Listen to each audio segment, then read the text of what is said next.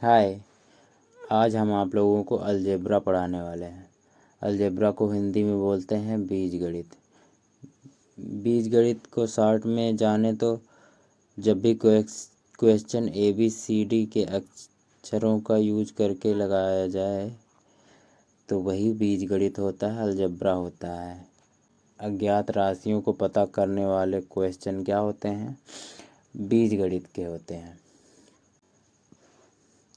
पहले YZ की जगह काखा का यूज होता था, अब ABCD यूज होता है।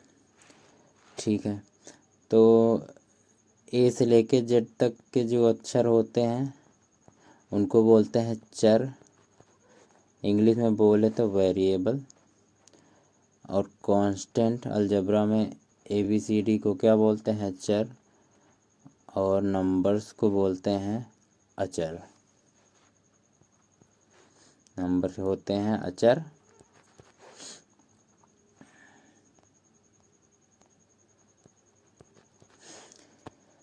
ABCD के अक्षर होते हैं चर। ठीक है, देखते हैं क्वेश्चन कैसे लगाया जाता है।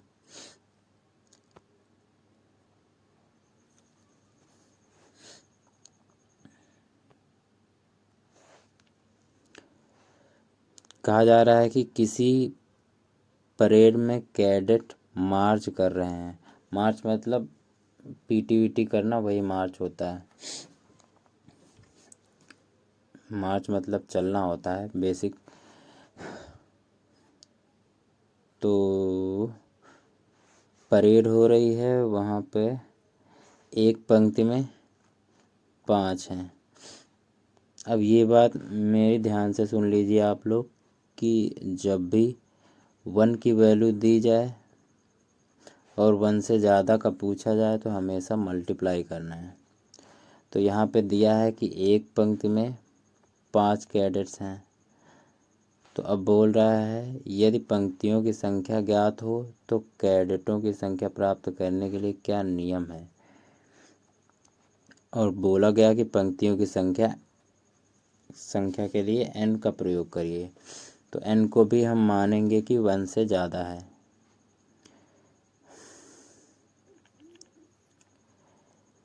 एक पंक्ति में 5 है, अगर मान लिया यहाँ 49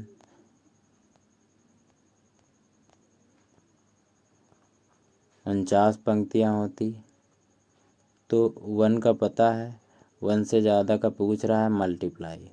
तो 49 इंटू 5 245। पर इस क्वेश्चन में बोल रहा है कि पंक्तियों की संख्या n है तो n को भी हम मानेंगे 1 से ज़्यादा। तो 1 से ज़्यादा का पूछ रहा है तो मल्टीप्लाई n गुणे 5। तो ये है वेरिएबल मतलब चर, ये है कांस्टेंट अचर। चर और अचर का मल्टीप्लाई करते हैं तो पहले अचर लिखते हैं फिर चर लिखते हैं, ये हो जाता है अचर और चर का मल्टीप्लाई।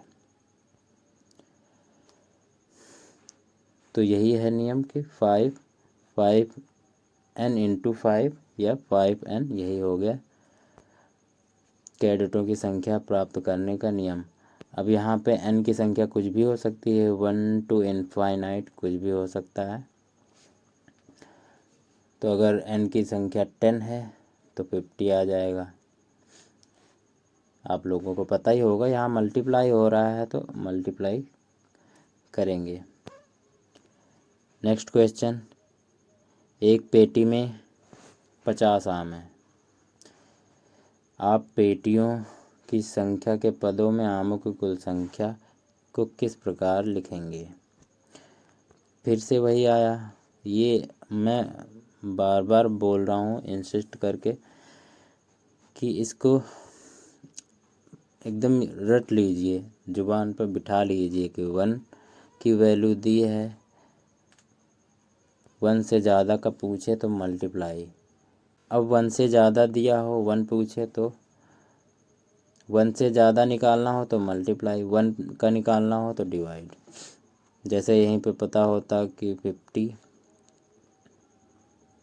50 आम एक पेटी में है तो एक आम कितने पेटी में होगा, तब भाग करते 1/50। तो 1 का निकालने के लिए डिवाइड, 1 से ज़्यादा का निकालने के लिए मल्टीप्लाई।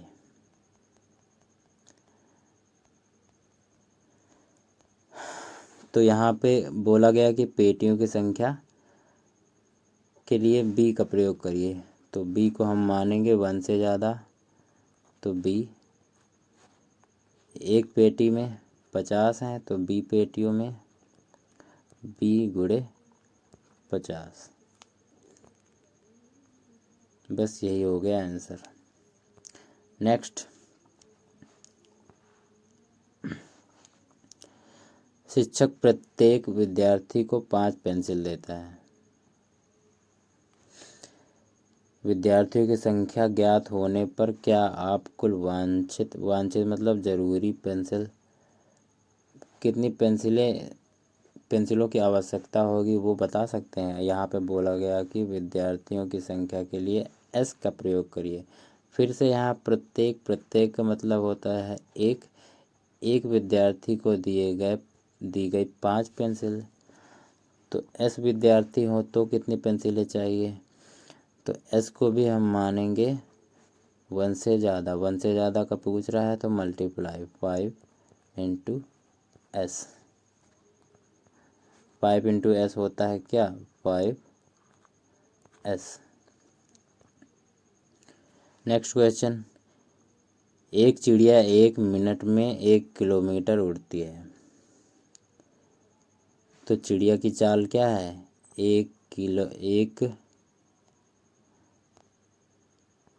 1 किलोमीटर प्रति मिनट। अब कहा गया क्या चिड़िया द्वारा तय की गई दूरी मिनटों में उसके उड़ने के समय के पदों में व्यक्त कर सकते हैं। अब कहा गया कि कितने मिनट मतलब टाइम के लिए हमें टी का प्रयोग करना है। फिर से वही कि 1 मिनट में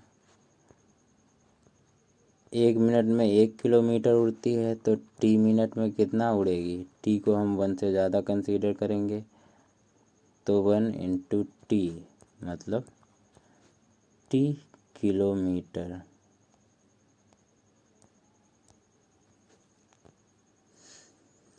नेक्स्ट क्वेश्चन, कहा गया कि राधा बिंदुओं से एक रंगोली बना रही है। खड़िया की सहायता से बिंदुओं को जोड़कर सुंदर प्रतिरूप बनाना है। उसके पास एक पंक्ति में 8 बिंदु हैं। कहा गया कि एक पंक्ति में 8 बिंदु हैं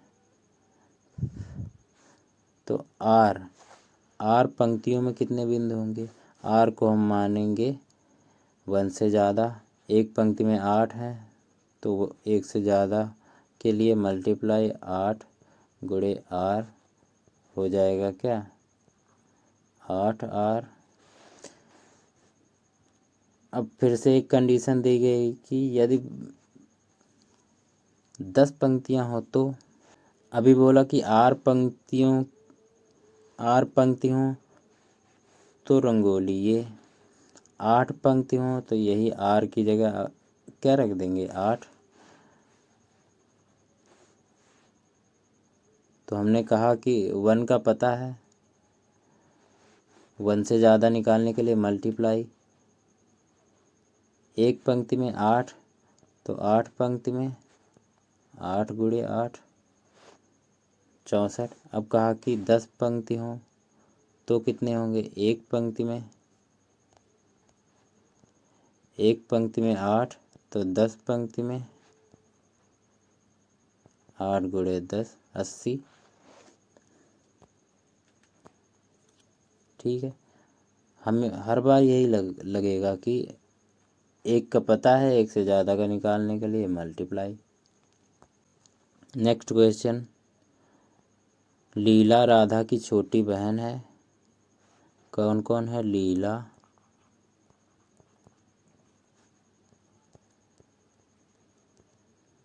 राधा।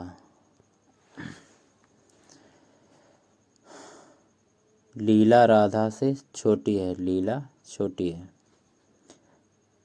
क्या आप लीला की आयु राधा की आयु के पदों में लिख सकते हैं?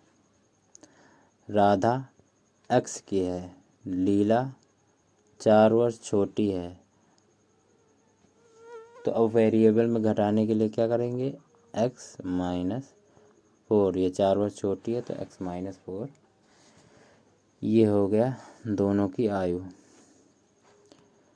नेक्स्ट क्वेश्चन, माँ ने लड्डू बनाए, उन्होंने कुछ लड्डू मेहमानों और परिवार के सदस्यों को दिए, फिर भी 5 लड्डू शेष रह गए। यदि माँ ने L लड्डू दिए हो तो उसने कुल कितने लड्डू बनाए? ठीक है, अब कहा गया कि जो माँ ने लड्डू दिए वो कितने थे? L। माँ ने लड्डू कितने दिए? L। देने के बाद भी 5 बच रहे हैं, तो यही हो जाएंगे कुल लड्डू। L दे दिए फिर भी 5 बच रहे थे, तो L+5 ही तो रहे होंगे। संतरों को बड़ी पेटियों में से छोटी पेटियों में रखा जाना है। जब एक बड़ी पेटी खाली किया जाता है तो उसके संतरों से 2 छोटी पेटियां भर जाती हैं। मतलब एक बड़ी पेटी 2 छोटी के बराबर है। ठीक है, फिर भी 10 शेष रह जाते हैं, फिर भी 10 बच जाते हैं। अब कहा गया यदि छोटी पेटी में संतरों की संख्या x है। अच्छा, तो कहा गया एक छोटी पेटी में संतरों की संख्या क्या है? x है। एक पेटी में x है तो 2 पेटी में 2x। एक से ज़्यादा के निकालने के लिए मल्टीप्लाई 2x, तो बड़ी पेटियों में कितने हो जाएंगे? 2x। फिर भी 10 बच रहे थे, तो 10 तो और रहे होंगे ना इसी में, तो 2x+10। बड़ी पेटियों में संतरों की संख्या क्या है? 2x+10। 4 एक किसके बराबर होता है? अभी शुरू में ही बताया कि वेरिएबल कांस्टेंट और वेरिएबल साइड बाय साइड लिखे हुए, मतलब उनका मल्टीप्लाई हो रहा है, तो ये सही हो जाएगा। संख्या x के 8 गुने से 8 अधिक निम्नलिखित में से निरूपित किया जाता है। कोई संख्या x है, उसके 3 गुने, अधिक का मतलब प्लस,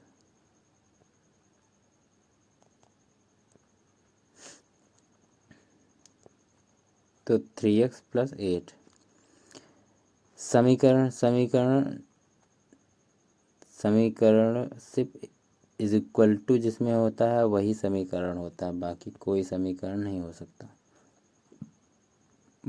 बराबर ही समीकरण बनाता है। समीकरण का मतलब ही होता है 2 साइड्स, लेफ्ट साइड और राइट साइड, वही होता है समीकरण। अब कहा गया 50 में से y के 7 गुने को घटाना। 50 में हमें घटाना है y का 7 गुना। गुना का मतलब मल्टीप्लाई, तो वेरिएबल का मल्टीप्लाई यही होता है, अभी सिखा के आए हैं। 4a और 4 × a, तो क्या किया गया? 50 में y का 7 गुना घटा दिया गया। x बराबर 5 समीकरण इसका हल है कि नहीं है ये बताना है। x की जगह हम 5 रखते हैं, तो अगर 8 आ जाता है तो हल है, नहीं आता है तो नहीं है। तो 3x की जगह हम 5 रखेंगे, तो क्या ये 8 आएगा? नहीं, डिफरेंट साइन। घट जाएगा, घट के 2 आएगा, चिन्ह बड़ी संख्या के आगे माइनस। नहीं आ रहा है तो नहीं है, गलत है। कहा गया किसी संख्या के 3 गुने में से 13 घटाना। कोई संख्या मान लिया x है, उसका 3 गुना किया, में 13 घटा दिया। तो ये बस इतना ही था। एक संख्या के 2 गुने में से 13 घटाने पर 3 प्राप्त होता है। कहा जा रहा है कि कोई संख्या x है का 2 गुना करना है, में 13 घटाया गया तो क्या प्राप्त हुआ? 3। अब ये समीकरण हल करके आप लोग निकाल लीजिएगा।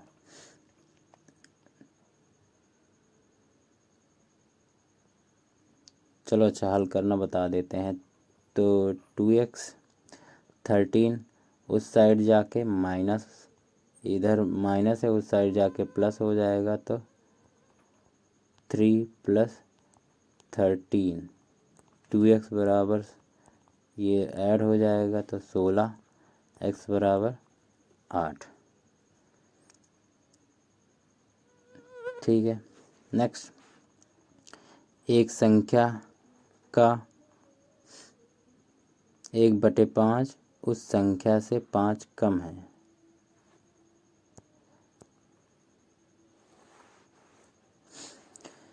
कोई संख्या है x,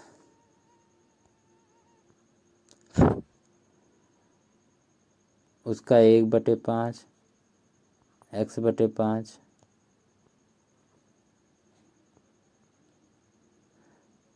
कोई संख्या है, उसका 1/5 करेंगे तो कम हो जाएगा। कौन कम है? ये कम है,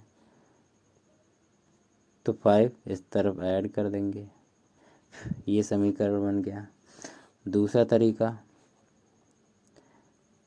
ये संख्या थी, उसका 1/5 ये है, तो इन दोनों कम ज़्यादा का मतलब हमेशा घटाना। तो घटाना किस में? बड़ी नंबर, बड़ी संख्या में छोटी संख्या। तो बड़ा ये है, छोटा ये है, इन दोनों को घटा के 5 आ रहा है, यही बोला जा रहा है। तो क्या करना है?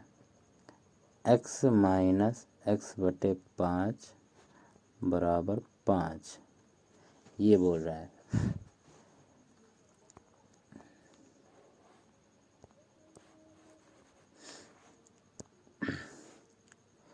किसी संख्या के 2/3, कोई संख्या x है, उसका 2/3 12 है। ये तो सिंपल था। किसी संख्या के 2 गुने में 9 जोड़ने पर 13 प्राप्त होता है। कोई संख्या x, उसका 2 गुना में 9 जोड़ने पर 13 प्राप्त होता है। किसी संख्या के 1/3 में से 1 घटाने पर 1 प्राप्त होता है। कोई संख्या x है, उसका 1/3 किया, उसमें 1 घटाया तो 1 प्राप्त होता है। ये अभी हम समीकरण कैसे बनाते हैं, कंडीशन, क्वेश्चन में कंडीशन दी होती है, उनसे क्वेश्चन कैसे बनाते हैं अभी सिर्फ वो सीख रहे हैं।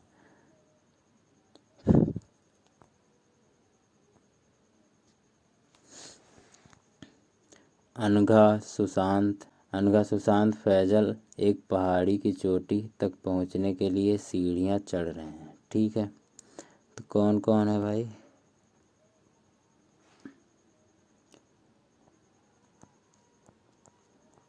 अनघा, सुशांत,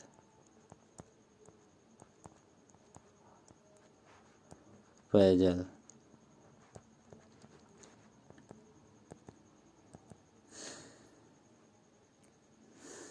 अनघा पी पर है, सुशांत अनघा से 10 आगे है, तो p + 10 आगे मतलब प्लस।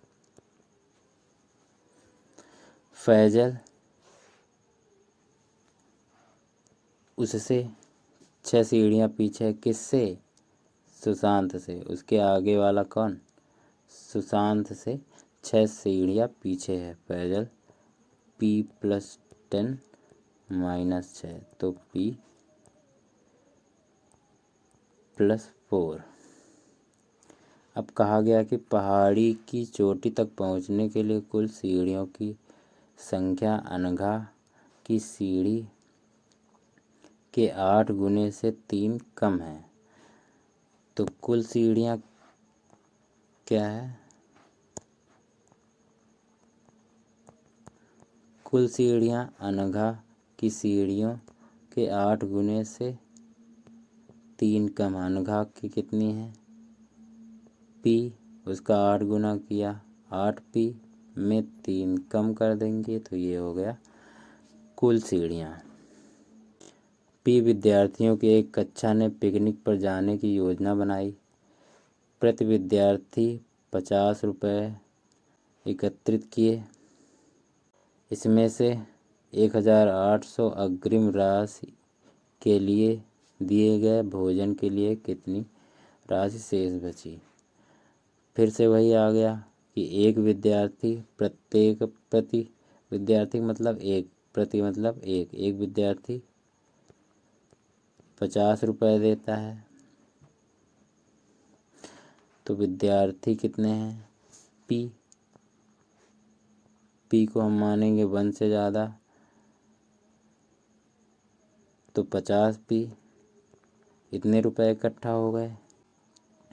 फिर उसमें से खर्च हो गए 1800 तो यही शेष रह गए। तो शेष क्या होगा? 50P इकट्ठा हुआ, उसमें 1800 खर्च हो गए तो यही शेष रह गए।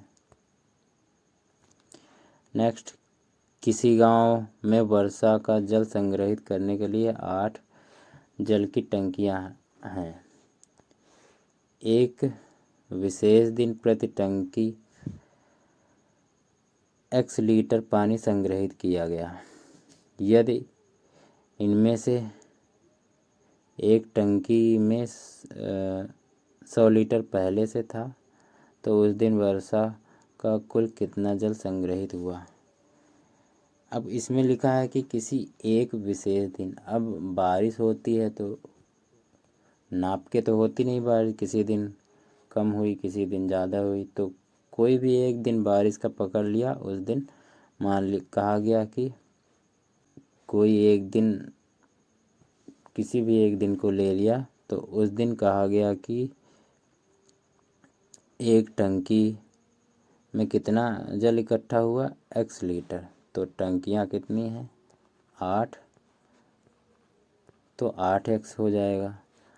अब कहा गया कि उन्हीं टंकियों में से एक में पहले ही 100 लीटर था तो उस दिन का कुल जल बताना है। कुल क्या हो जाएगा? 100 पहले ही था, 8x और आ जाएगा तो ये हो जाएगा इतना लीटर कुल जल हो जाएगा। नेक्स्ट, अपने पिछले जन्मदिन पर मेरा भार 40 kg था। यदि एक वर्ष बाद मेरा भार m kg बढ़ जाता है तो वर्तमान में, तो बढ़ गया मतलब प्लस हो गया। पहले 40 था, फिर m बढ़ गया तो अब क्या हो जाएगा? 40 + m kilogram. Next question, Sunita की आयु उसकी माँ की आयु की आधी है। सुनीता और उसकी माँ, सुनीता की आयु आधी है किसकी? अपनी माँ की। तो माँ को मान लेंगे 2x, तो सुनीता उसकी आधी हो जाएगी x। अब कुछ लोग क्या करेंगे, सिर्फ x मानेंगे और यहाँ x/2 लेंगे। कर आप ये भी सकते हो पर इसमें कैलकुलेशन में थोड़ा स्लो हो जाओगे। तो जब भी आधा तिगुना 1/3 अगर बोलता कि 1/3 है तो हम 3x ले लेते तो ये x हो जाता। एक अब आधा बोला जा रहा है तो 2x लेंगे और ये x हो जाएगा। 4 वर्ष बाद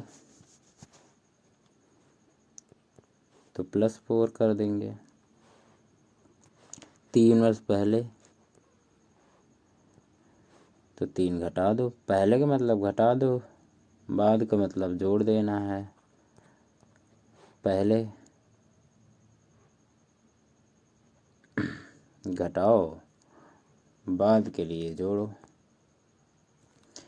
नेक्स्ट, सावित्री के पास x रुपए थे, ठीक है, x रुपए थे। 1000 परचून की वस्तुओं पर, 500 कपड़ों पर, 400 शिक्षा पर व्यय किए। कितना कितना व्यय किया? 1000, फिर 500, फिर 400, इतना खर्च हो गया। और उसके बाद क्या हुआ? उसे 200 उपहार के रूप में मिल गए, तो ये प्लस हो जाएगा 200। तो उसके पास शेष राशि क्या रही? पहले x था, ये खर्च किया, ये खर्च किया, ये खर्च किया, और 200 फिर वापस मिल गए। तो क्या हो जाएगा? x 1000, ये सेम साइन, ये सेम साइन जुड़ जाएंगे तो 1000, 1500, 1900, 1900 में 200 घट जाएगा तो 1900 प्लस 200। यहाँ साइन डिफरेंट है, साइन अलग है, तो घटाएंगे, घटा के आएगा 1700, चिन्ह बड़ी संख्या के आगे का माइनस। तो शेष राशि क्या बचेगी? इतनी। एक बुलेटिन बोर्ड की लंबाई और चौड़ाई, तो लंबाई चौड़ाई किसकी होती है? लंबाई चौड़ाई नाम सुनते ही क्या आ जाएगा? आयत। लंबाई चौड़ाई किसकी होती है? आयत की। भुजा बोला जाए, साइड बोला जाए तो वर्ग स्क्वायर हो जाता है। वर्ग मतलब वर्ग को बोलते हैं स्क्वायर। तो भुजा किसकी होती है? वर्ग की होती है, और लंबाई चौड़ाई आयत की होती है। तो कहा गया इस बोर्ड का फ्रेम बनाने के लिए एल्युमिनियम की पट्टी की कितनी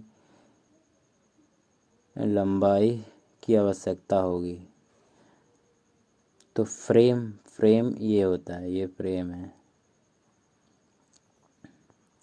फ्रेम का क्या मतलब हुआ? परिमाप। तो आयत का परिमाप क्या होता है?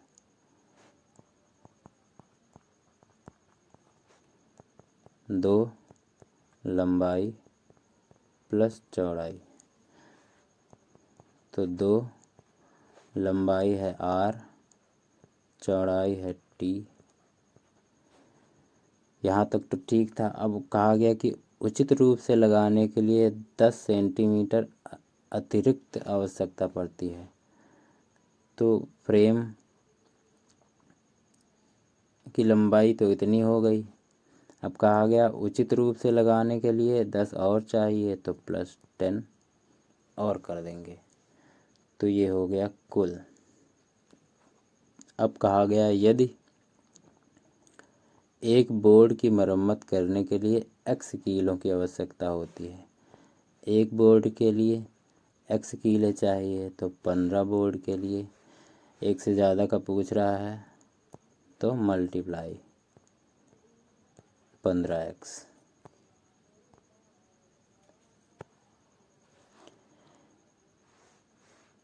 थर्ड क्वेश्चन, बोर्ड के किनारों को ढकने के लिए प्रति बोर्ड 500 वर्ग मीटर अतिरिक्त कपड़े की आवश्यकता होती है। तो प्रति बोर्ड 500 चाहिए, एक बोर्ड के लिए 500 सेंटीमीटर स्क्वायर। तो ऐसे ही कहा गया 8 बोर्ड के लिए, तो एक से ज़्यादा पूछ रहा है तो मल्टीप्लाई 8 × 500 तो 5 अट्ठे 40, 4000 सेंटीमीटर स्क्वायर। 23 बोर्डों के लिए कुल कितना खर्च होगा यदि बढ़ई x रुपये प्रति बोर्ड मजदूरी लेता है। प्रति मतलब एक बोर्ड के लिए x रुपये लेता है, तो 23 बोर्ड के लिए एक से ज़्यादा का पूछ रहा है तो मल्टीप्लाई 23x रुपये। वीडियो अंत तक देखने के लिए आपका बहुत बहुत धन्यवाद। कोई चीज़ ना समझ में आई हो, कोई कन्फ्यूजन हो तो कमेंट में पूछ सकते हैं, मैं सबका आंसर करूँगा। किसी और टॉपिक पे वीडियो चाहते हैं तो भी कमेंट में बता सकते हैं। मेरा गोल है 500 सब्सक्राइबर पहुंचना, तो प्लीज़ चैनल को ज़रूर सब्सक्राइब करें। Thank you.